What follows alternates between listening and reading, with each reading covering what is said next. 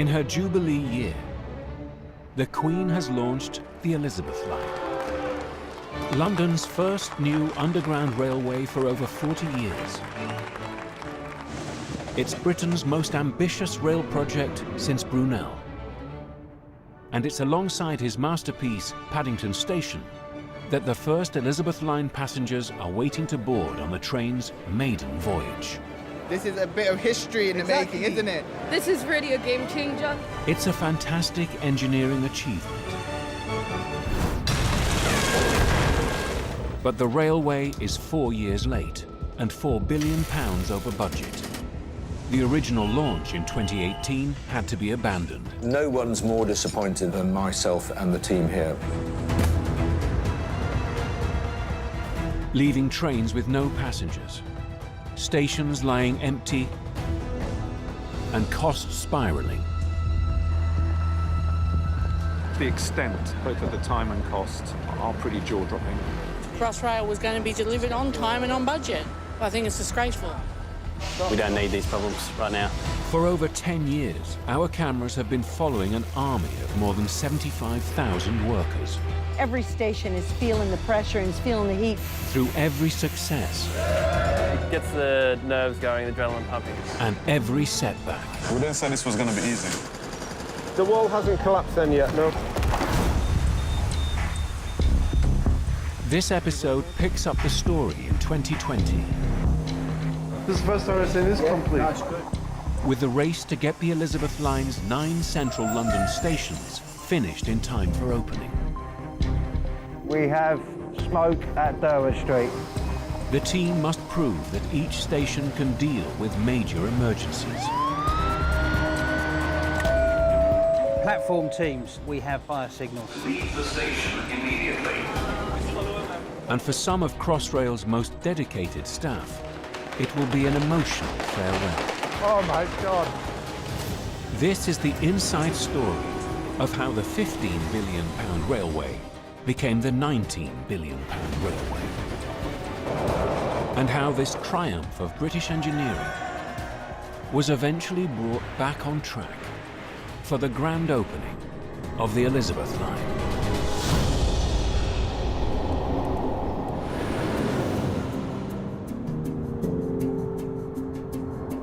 In March 2020, one of CEO Mark Wilde's biggest remaining headaches is to make sure all 9 of the line's new central London stations are ready by opening day.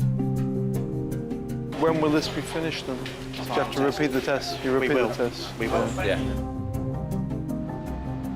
When you're building something like Crossrail and creating the Elizabeth Line, it's almost an epic obstacle course. And I was thinking anybody in the future who has a job like mine, they should almost accept that that is how the challenge is going to be.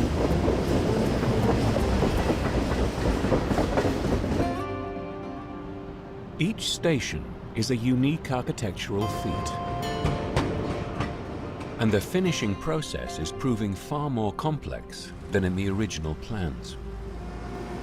While the big contractors remain on site at the stations, it's costing Crossrail in the region of £56 million a month. With escalating costs and further delays, a new Transport for London Commissioner has been appointed, Andy Byford. He has over 30 years of experience running transport systems in cities across the world. When I arrived as Commissioner, I was determined that the project would not slip on either budget or schedule over and above what we inherited from the Crossrail Board, and that remains the case to this day. The delays have cost TfL around £1 billion in lost revenue. It's Andy's job to keep a careful eye on the budget and Mark Wilde's progress. If there's a problem, I would like to hear about it. I need to hear about it straight away. And it's no exaggeration to say that literally Mark Wilde, the CEO, and I speak every day. I often joke that the second face I see after my wife's every morning is Mark Wilde, so there you go.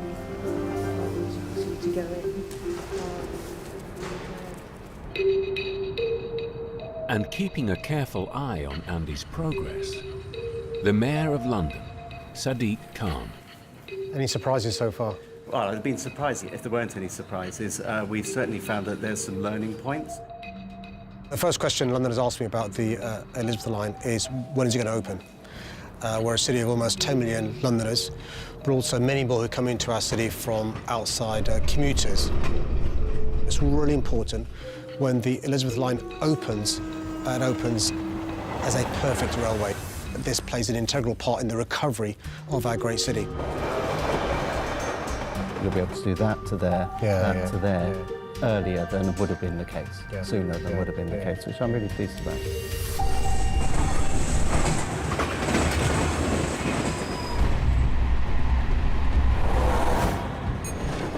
The hope is that it will help boost the capital's economy by running from Reading and Heathrow in the west, then going underground into central London, through the 9 new central train stations that link the West End to the Square Mile and the East End,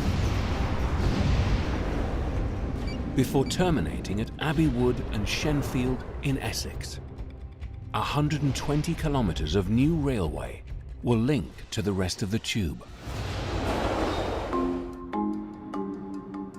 By March 2021, in the heart of the capital, one of the first central stations to be finished is Farringdon. It's a huge station, stretching from one end of Smithfield Market to the other. Marks come for a final inspection. Farringdon's very important to us because it's the very first station to be fully complete. The first station is a big deal because we take all of the learnings from this station, cascade them to the rest. Building this station was an enormous challenge that began back in 2011. If you were to take the Shard, which is the tallest skyscraper in Europe right now, and lay it on its side, it would fit inside of my Farringdon station. We're enormous in scale. In charge was the formidable Linda Miller. Afternoon, friends. Afternoon. Every day I bounce out of bed ready to come here and come to work, feeling great about it. Linda was a former US paratrooper responsible for constructing NASA's launch complex at Cape Canaveral. This is one of the busiest sites in the entire project, and in fact, the busiest I've ever been on in my career. Linda's team encountered treacherous conditions when they excavated the station's ticket halls and platforms. We're facing the most dangerous type of soil. The soil changes, slips, quite literally, 3 to 5 meters.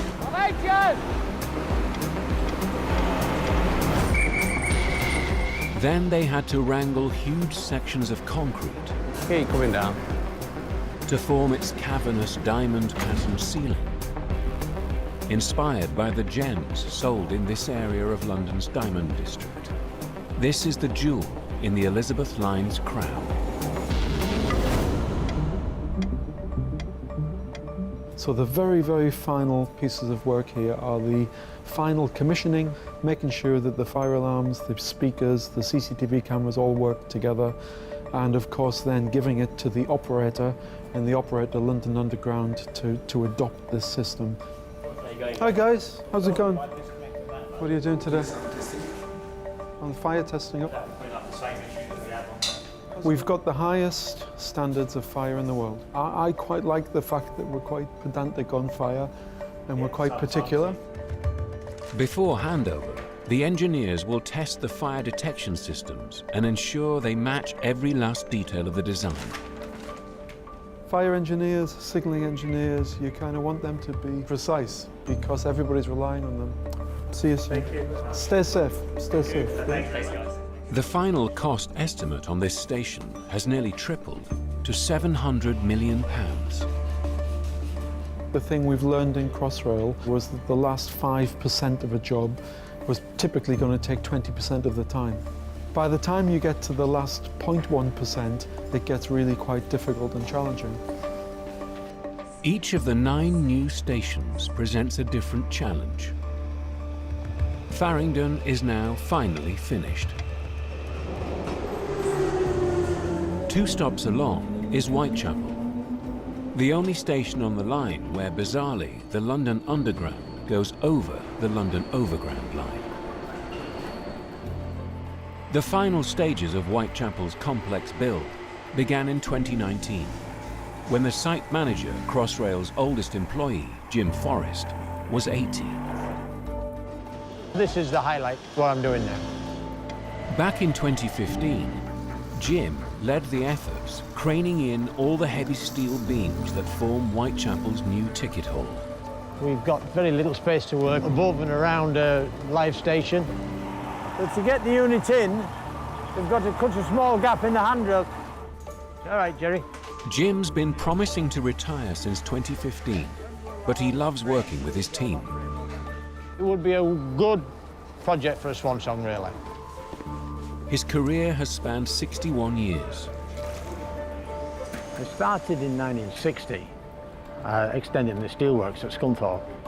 I worked on Gatwick Airport, I worked on Heathrow Airport, I also worked on the Humber Bridge. So I've got some big landmark projects I worked on. And this is one of the most interesting ones. I'm still on this project because there's still a lot to do before we get it finished. And I ain't going to retire until this is finished.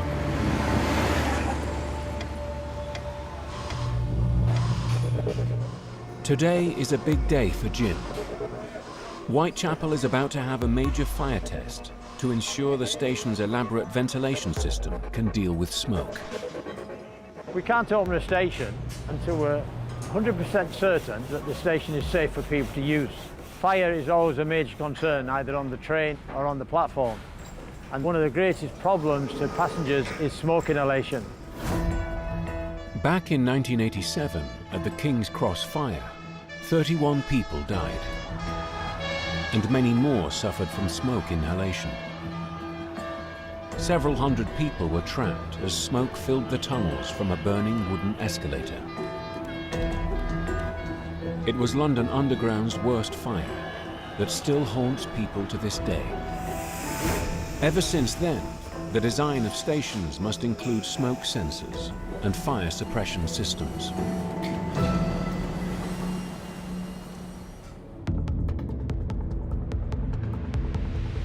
Today at Whitechapel, they plan to set off a hot smoke machine on one of the platforms. As the smoke rises to the ceiling and fills the space above the platform, it should trip the alarm sensors, triggering the fans to start extracting the smoke through vents above the platform screen doors. It will travel along a duct, up 8 floors, through 2 huge fans at either end of the station, and out of the ventilation shafts on the surface. To pass this test, the system has 15 minutes to clear the platform of smoke.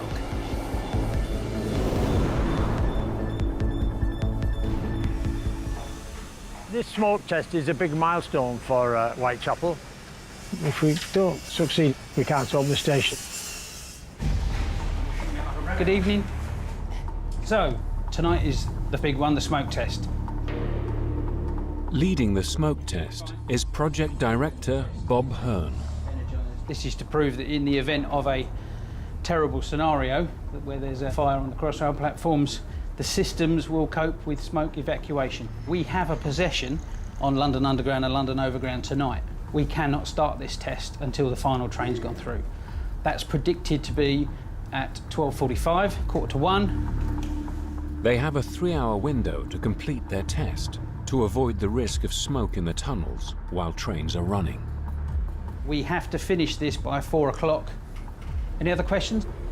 Okay, thank you very much.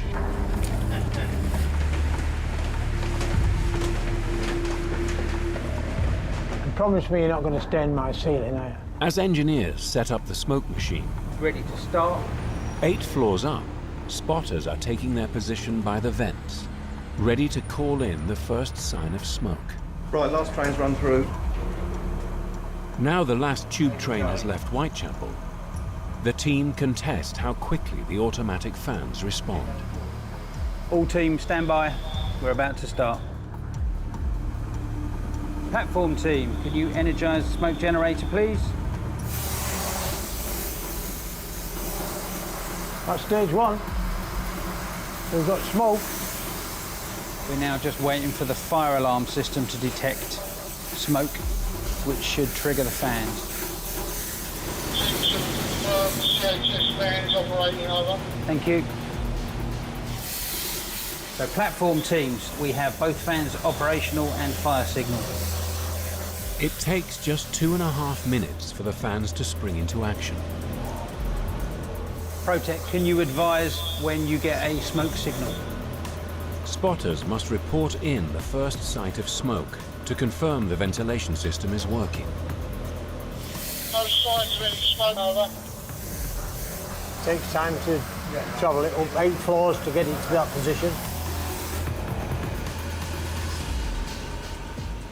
Team 3, we have smoke at Durwood Street. We have smoke here at Durwood Street, out of the invert. Yeah, confirm we have smoke out of Cambridge Heat Shaft, over.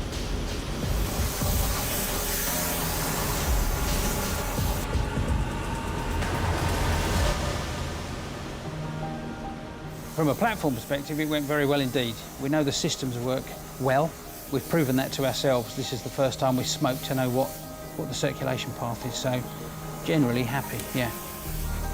This test is a landmark for us, and it demonstrates to everybody here that we are capable of delivering this station as we said we would do. One by one, the stations are being signed off and handed over to Transport for London.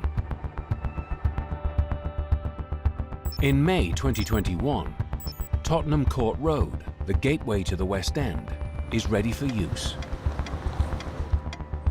This busy interchange hub made it one of the trickiest stations to build. And up you go, all clear, up you go. Steve Parker was part of the 500-strong team that excavated the tunnels here back in 2013. In the future, I want to be taking my family in this tunnel and say, look, I worked on this. I think many tunnellers like to think of themselves as kind of the unsung heroes because it's all underground. Steve's team had to guide one of the giant tunnel digging machines through the tightest point of the entire route here, known as the Eye of the Needle. This is the closest a machine of this size has ever got to an operational railway tunnel. We only get one chance to build this tunnel, so we have to get it right.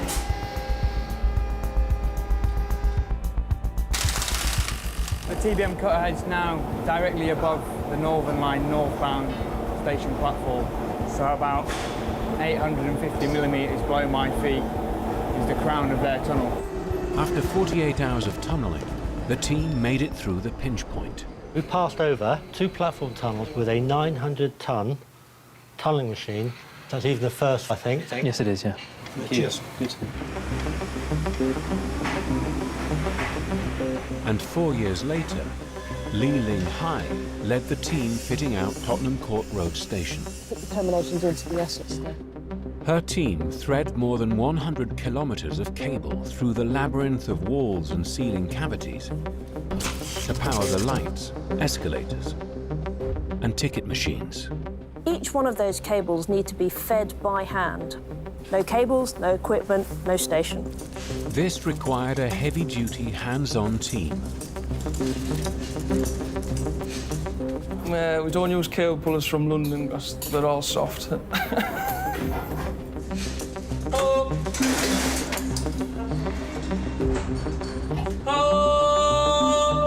When the public come into a station, they probably don't think about everything it took to make sure that that station operates properly.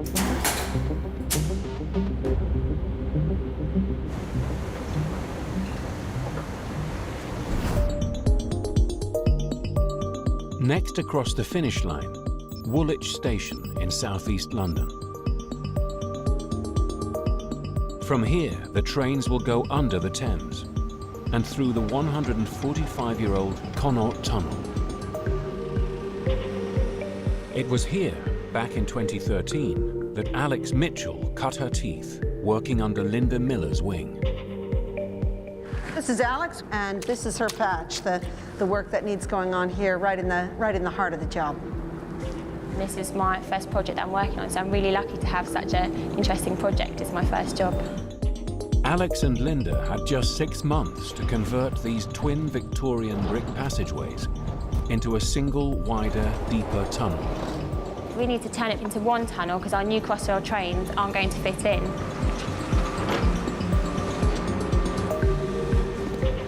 So we're all doing shifts, covering each other and just doing everything we can to try and get it all done.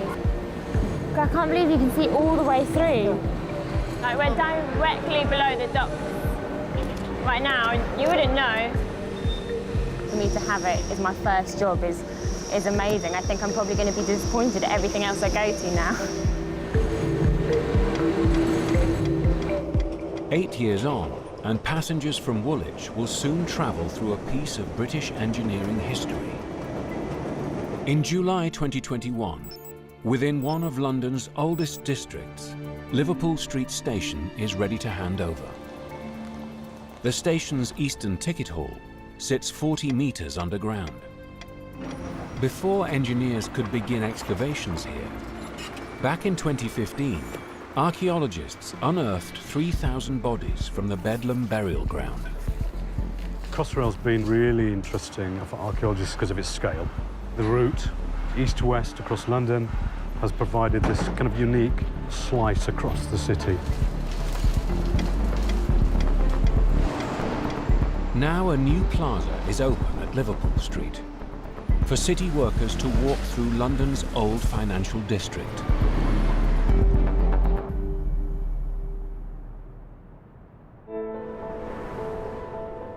And Whitechapel is gearing up for handover. It's an incredible feat of engineering that's kept veteran engineer Jim Forrest on his toes. We connect big blocks to big blocks and make a mega block. Today is a momentous day for Jim. After 12 years on the project, All right, Jim. All right, lads. Jim, at the age of 82, has decided to retire. Jim, will I see you again today, or that's it? That's it, I think, mate, yeah. All the best, mate. Take care, mate. All right, mate. It's so complicated building a station like this at Whitechapel, and Jim has been a guiding light because there's not much in construction that he doesn't know. This team is like a family, and today it's losing its longest serving and most prestigious member. I don't think anyone has earned it more anywhere across the industry, I don't think. You're looking at a very happy chappy. It's gone really well. The team is not going to let him slip away quietly. They've planned a special send-off.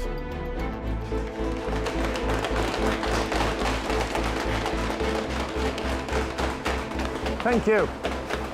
It'd be really sad to see Jim go. He's a true legend of Whitechapel. Cheers, mate. Did they tell you I'm coming back on Monday, yeah? Oh, my God. I felt all right, but I felt very emotional when I come down there. Never expected that. And it just makes you realise, you know, the relationship you got with the people that you work with. It's a sad day for me, but the condition it's in, it's virtually finished, and I'm proud of what we've done here.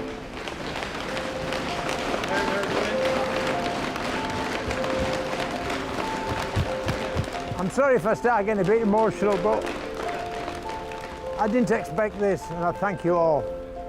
It's been a pleasure working with you all. I've been in the industry a long time. I've never met a team of guys like you. So thank you for that. I love you all. Thank you very much. Thank you. You're all right, mate. Thank you, Jen. With his mission accomplished, Jim can return to Yorkshire to enjoy his retirement.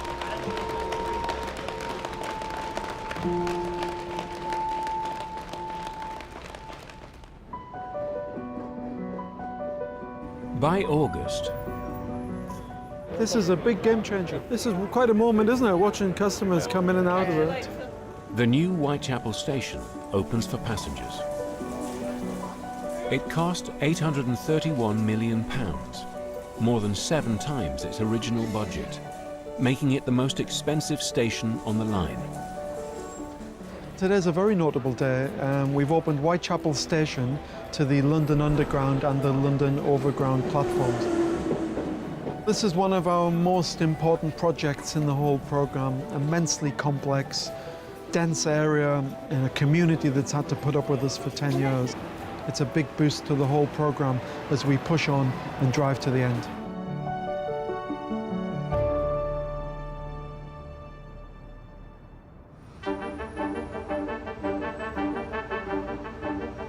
By now, most of the stations on the Elizabeth line are complete, including the gleaming new Paddington Station that sits perfectly alongside Brunel's original station. With such an historic neighbour, installing its great glass canopy required the most delicate handling. When you're lifting, you think everything can go wrong. Keep going. Keep it going. Oh my gosh, it's close. Across London, the new stations sit empty, awaiting their first passengers.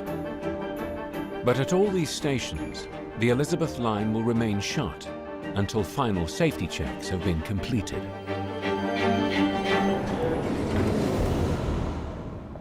Before the line can open to the public, there's one final test they must pass: trial operations. Trial operations is the dress rehearsal before we open the railway to customers to make sure the operations and maintenance crews can cope with everything that'll get thrown at them. For trial operations, they need to plan a successful evacuation of nearly 900 volunteers from a passenger train. I'll have a look through our registration list and see what demographics we've got as well. I would just have everything ready to go and just be ready to make any finals weeks. T-1 week go, no-go of confirmation of exercise plan. We've never done this before. It's a brand new railway, we've got brand new operators, we've got brand new control and response teams. So this is our opportunity to do it for real, or almost real, and see how we can just tweak those processes as long as absolutely, ultimately, they are safe. Months more planning will be needed to stage what will be the largest and most comprehensive live evacuation.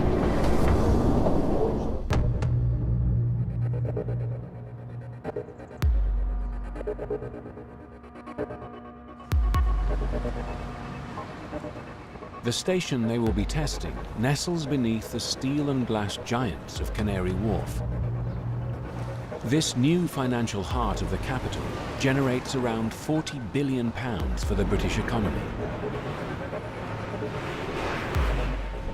The station is a monster, with platforms longer than Canary Wharf's tallest tower. Costing nearly £600 million, it houses a lavish shopping and restaurant complex and a landscaped park with a roof designed by Foster & Partners. The man who championed the station is developer and engineering icon Sir George Iacubescu. If you look from that side, is also a gorgeous view. Sir George led the regeneration of Canary Wharf after the decline of the docks in the 1970s. In 1986, I came to see Canary Wharf.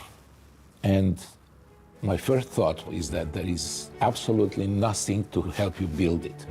There was no electricity, there was no communication, there was no water, there was no transport, absolutely nothing to entice you to develop it. The initial reaction here was of disbelief. Nobody believed that it would succeed.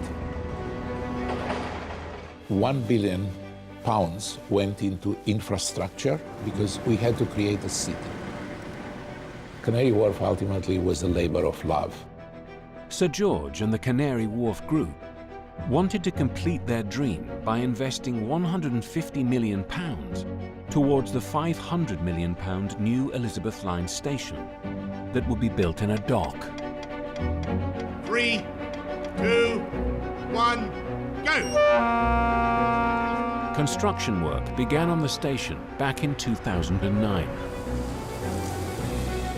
Felix Ahati was one of the members of the team.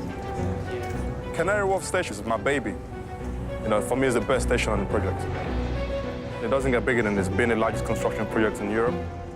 Coming to work is literally living a dream. 12 years ago, engineers had to drain 100 million litres of dock water and then start pouring in concrete. The station's roof has a radical design. The vast lattice of around 1,500 laminated timber beams spans the space like the ribbed vaults of a cathedral.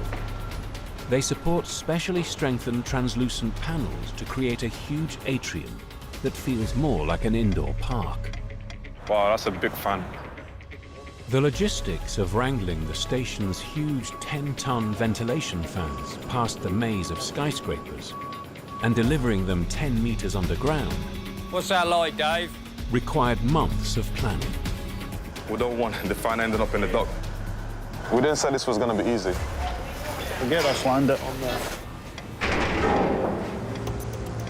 By spring 2022, Canary Wharf is finally ready to take part in a major safety test.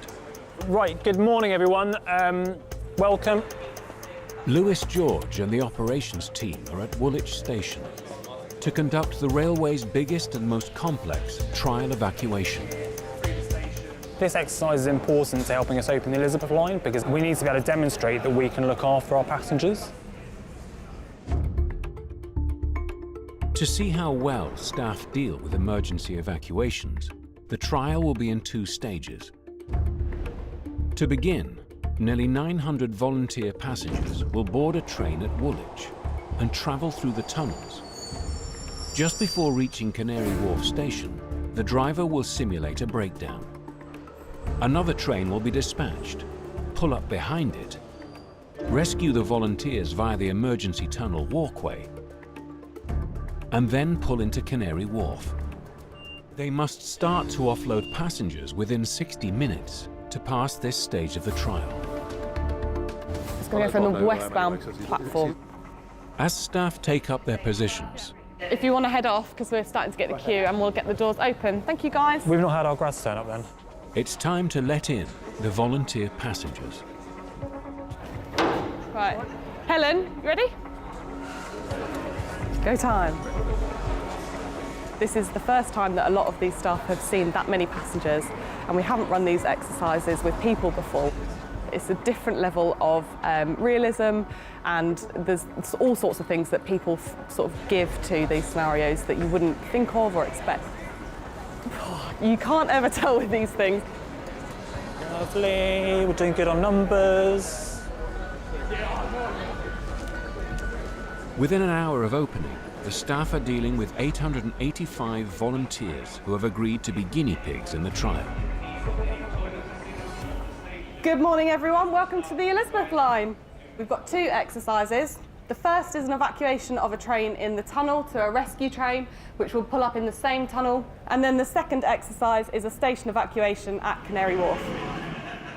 As volunteers are given their instructions, the test train pulls into the platform.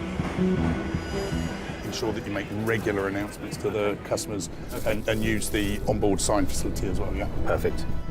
The train driver in today's exercise is Aaron McGinley, a former taxi driver who swapped his black cab for a train cab 5 years ago.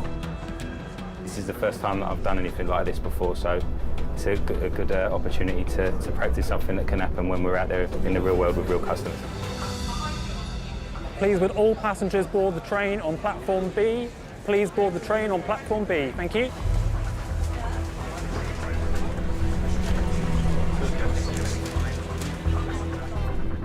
Aaron isn't the only one being tested today. The control centre in Romford is the brains of the entire Elizabeth line. From controlling station announcements to the gaps between trains, this team will also be organising the evacuation. Trial operations have commenced. Trial operations have commenced. This train is now ready to depart. This train is now ready to depart. Thank you. Okay.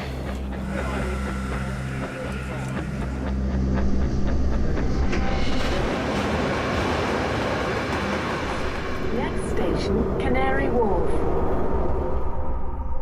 Aaron brings the 200-metre-long train to a stop just outside of Canary Wharf station. So now we're having an issue. Hello, Signaler. Just to confirm, this is a driver of 9 Yankee 51. Currently at a stand at X-Ray Romeo 315. I appear to be having some technical issues. I've lost the ability to take traction power to declare the unit a failure. OK, driver, that's understood. Once the control centre is aware of the train fault, an incident response team is alerted, and the clock starts ticking. They have 60 minutes to implement a rescue plan to evacuate all passengers. Good morning, this is your driver speaking. I'd like to apologise for the delay to the service this morning. This is now due to the unit being declared a failure.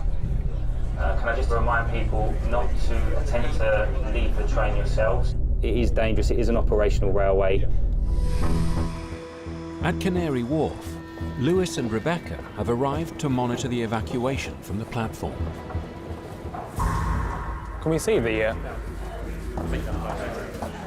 So you can see the train? The Elizabeth line is suspended in both directions due to a broken down train. The instruction's been given to the rescue train to come up behind the failed train. That's the sort of thing that we really like to hear and see. To evacuate nearly 900 people from his train, Aaron is going to need help. What I was hoping, would you be able to make your way through the train? Just want to get a rough idea of numbers and also to see if there's anybody on the train that's going to require any additional assistance. Aaron needs to know how many people are on board and whether any of them need help to get off the train. So we've got around 885 on board. We've got 1 wheelchair on board. We've also got 3 people that are visually impaired. With the clock only minutes away from the 60-minute deadline, the rescue train finally appears and inches towards the failed train.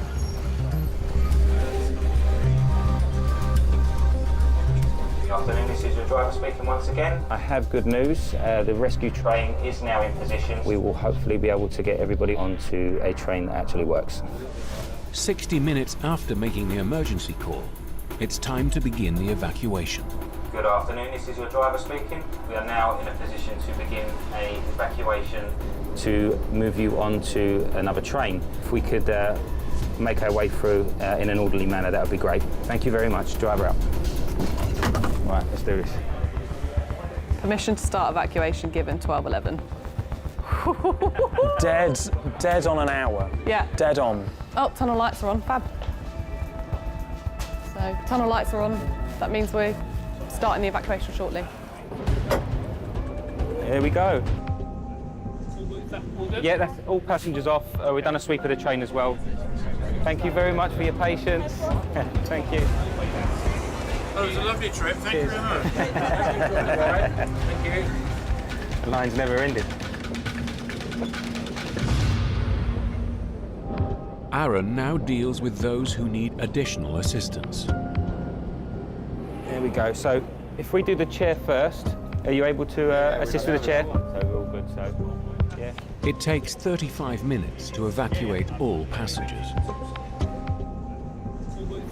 Yeah, that's all passengers off. We've done a sweep of the train as well. The rescued passengers are taken to Canary Wharf for the next part of the trial, a complete evacuation of the station. From the platform, up 4 stories, to the surface. So once we kick off the station evacuation, we want to see that the station is cleared within 7 minutes. The alarms go straight to full evacuation. You won't be able to miss it. It'll be very loud. I'll give you a countdown. 3, 2, 1. Go. Ladies and gentlemen, your attention please. Due to a reported emergency, would all passengers leave the station immediately? Stand out the way. Yeah. Ladies and gentlemen. When the line opens, 68,000 passengers are expected to pass through here every day. So it's crucial they can evacuate the station quickly and efficiently. Your attention, please. Due to a reported emergency, would all passengers leave the station immediately? Ladies and gentlemen, your attention, please. Due to a reported emergency, would all passengers leave the station immediately? They've successfully evacuated all volunteer passengers in just over 7 minutes. That's good. Ladies and gentlemen. That was a full evacuation of the station under normal emergency conditions. It felt pretty swift. We got everyone out of the station, which is what we were looking for. Thank you for your help. And well done, everyone. Well done.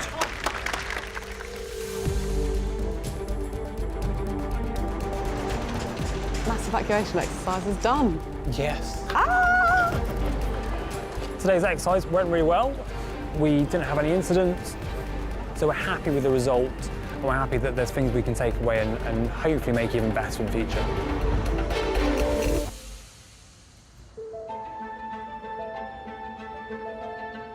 By April 2022, 8 out of the 9 central stations have now been handed over.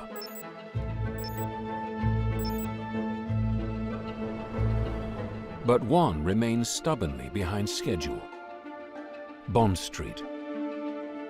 The station has been a constant headache. The problems began here in 2014, as tunnel boring machines hit tough ground conditions trying to break through to the station. This had a knock-on effect on construction and delayed the installation of the massive ventilation fans and escalators.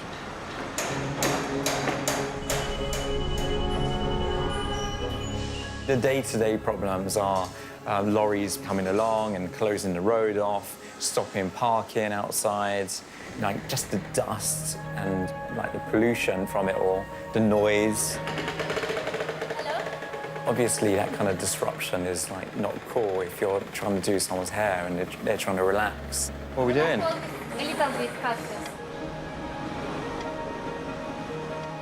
And in 2018, changes to plumbing and electrical designs delayed the station further.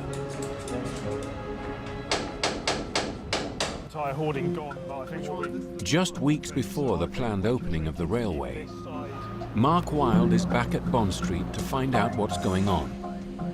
Thank you very much. I tend to give Bond Street more of my attention at this moment.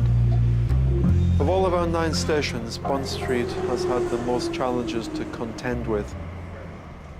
So it's still a very busy site, isn't it? How many people have you got on each shift now? So between each shift, basically 250 on days, 250 on nights. The cost of Bond Street has spiralled to £660 million, almost 6 times its original budget. We want to set ourselves a good target here and we want to go for this, and we think we can get a strong number in terms of achievement, but we need to illustrate that we are progressing the critical ones. The key issue is the fire suppression system. We've had about 12 and 11 days movement on 2 parts of their schedule there, and that is a cause for concern. Although they've made good progress at Bond Street, this is the first time I've seen this complete. That's good. Mark decides the station will not be able to open in May. It's great though, isn't it? It is, yeah.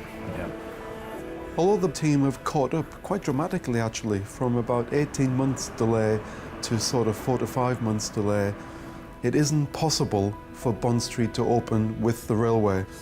There's still a lot to do, but we're making really good strides, setting ourselves up for the big push to get the station ready for opening. You must be very happy with that. We are, yeah, we are. I'm very confident we'll have Bond Street open a small number of months after we open the railway. There are now just 6 weeks to go until passenger services are due to begin. As London sleeps, a special fleet of trains is preparing to run through the Elizabeth Line's tunnels. But these trains don't carry commuters. They are maintenance trains, fitted with special equipment designed to clean and run critical checks on the railway. 15905, that's the structure. Yes, that's not far from there, mate. Jack Horan leads the team who operate these machines. It's 2 wire runs in, so 600 metres at least there. Kev, boys, you happy? You guys might as well get on. We're going to travel down, yeah? Clip on as well, boys, yeah? Let's go, let's go. On the move, guys.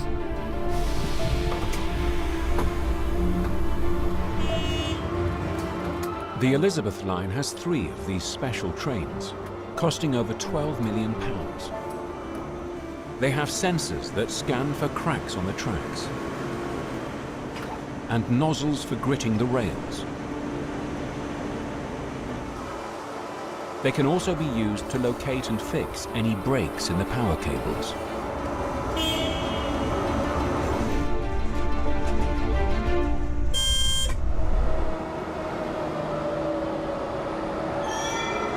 What's that then?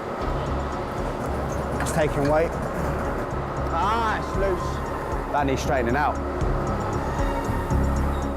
Tonight, the crew are carrying out checks on the 25,000-volt overhead lines that power the trains. Stop there, Piero. Yeah, well done, mate. Up, please, mate. Jack's team inspects the power lines for damage and realigns them.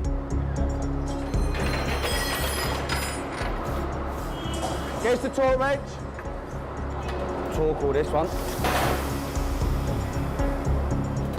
The crew must work fast. They have only a 4-hour window each night before train testing resumes at 5 a.m. Get that one in as well.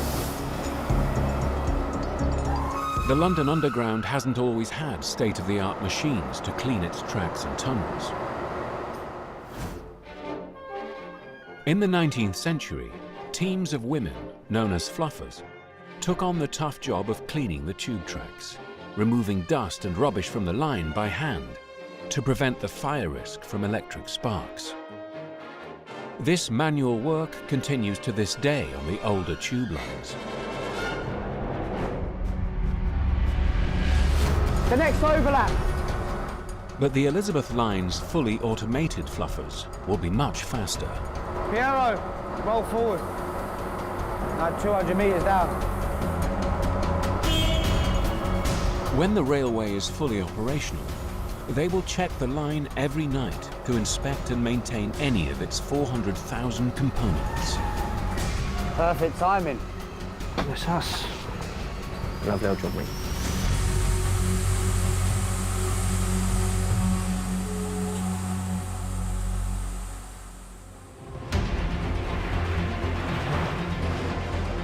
It's May 2022, and the Elizabeth line is ready to open in 3 phases, initially between Paddington and Abbey Wood in the east. Then later on in 2022, trains will go all the way from Reading and Heathrow to Abbey Wood without the need to change. And trains from Shenfield in Essex will go as far as Paddington. Finally, in 2023, the complete railway will run east to west as one. The original vision finally realized after 14 years. It's been a long, difficult journey with a colossal overspend. And in the wake of the COVID pandemic, it looks like the number of commuters coming into London may be fewer than anticipated. But the Elizabeth line will boost central London's rail capacity overnight by 10%, providing commuters with much faster, less congested journeys.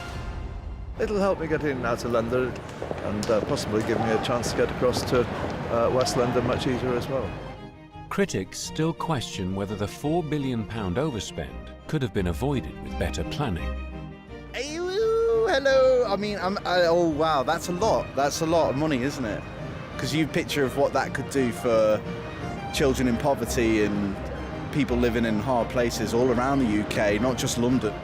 But Mark Wilde did fulfill his promise to open the railway by mid-2022. Well, clearly we've had troubles and stresses to get to this point, and I think future major programs will learn from some of the challenges that we had, but also the exceptional outcome. 1 week before it opens, the Queen visits the line that bears her name. I'd like to thank Her Majesty the Queen for gracing us with her presence here today.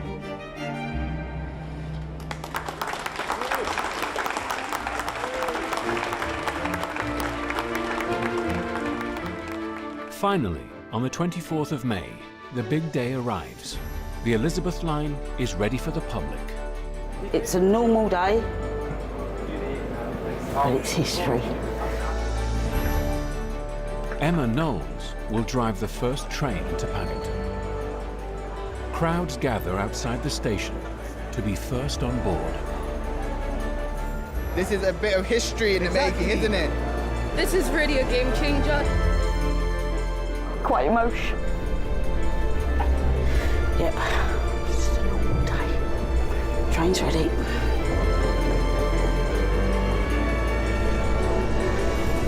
Oh my God.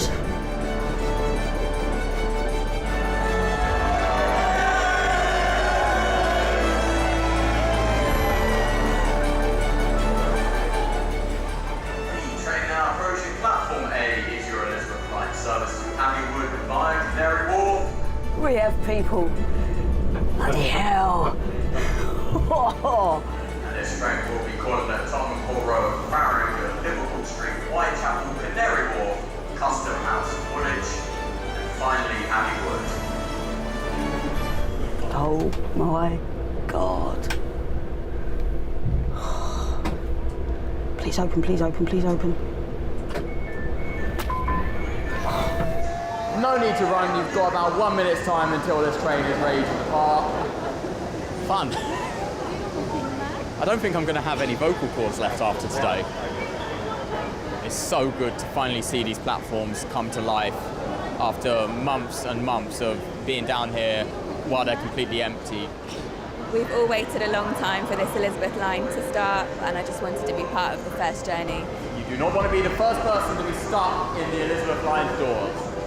Mind the doors, please. Stand clear. Oh, I missed it. Sorry, sunshine. Next station, Tottenham Court Road. Wow, look at that. Today's the critical day. It's the start of passing over the Northern Line, and so this is the critical point, the culmination of a lot of work over the last couple of months. I never thought this day would come, and to see this from my humble beginnings of building the tunnel is amazing. Huge sense of pride. Whenever we go through Tottenham Court Road, I'll always be saying, yes, that's my station. Next station, Farringdon. It's like I feel like I'm in the future. Like it's like so modern, and like I feel like I'm in like a special modern place. Farringdon. It's unbelievable. It's taken a long time to come, but it's worth it. I live in London. I've waited basically my whole life for this train to arrive. Farringdon. This is the train to Abbey Wood via Canary Wharf. Next station, Liverpool Street.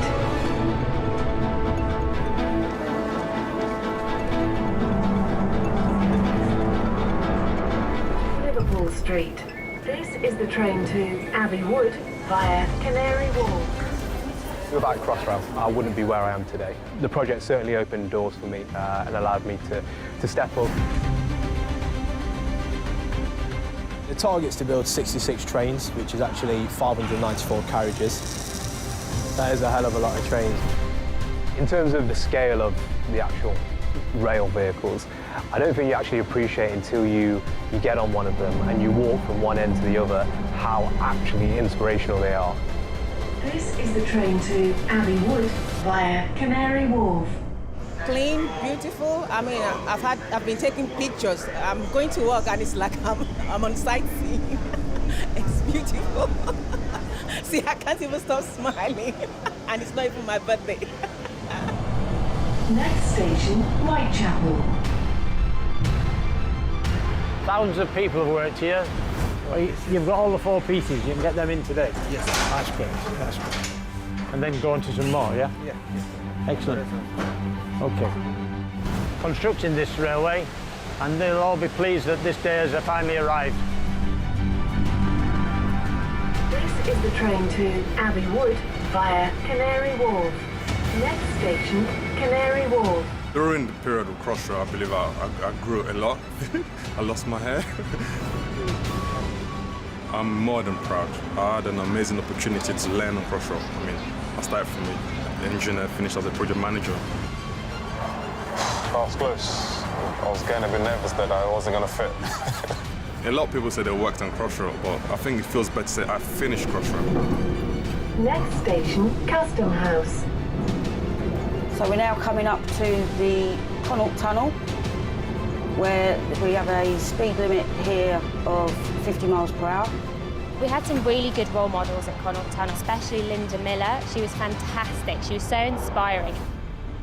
This is the new Connaught Tunnel for the next 120 years. I like to think that myself, perhaps I could copy some of her traits maybe and help some of the engineers that are working for me today. Guys, you all right? Yeah, so we're just moving down to start. Here, and that one there as well. Yeah, okay. I have not seen Alex for many, many years. We're off on projects on other far sides of the world doing good things. Hey, Alex, so good to see you. If you'd have said to me last week, hey, do you know Alex is a construction industry leader? I would say, of course she is. Of course she is. It was her destiny to be a great leader in our industry. You're literally going to make me cry. Oh, thank you so much. Next station, Woolwich. Change for DLR and National Rail Services. I think in 100 years' time, people will look back at Crossrail and they will see what courage it took. Future engineers, future British citizens will say, this is awesome. This is an amazing project that is for the benefit of everyone in this region. Next station, Abbey Wood, where this train terminates.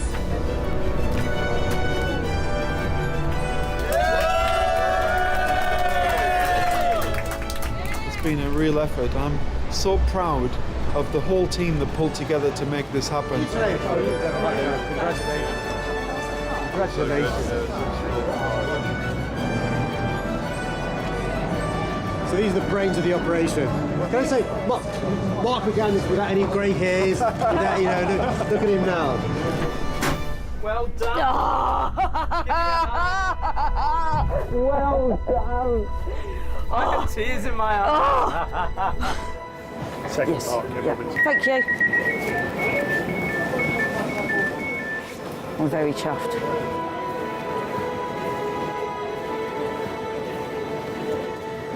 Don't tell anyone I'm chuffed though.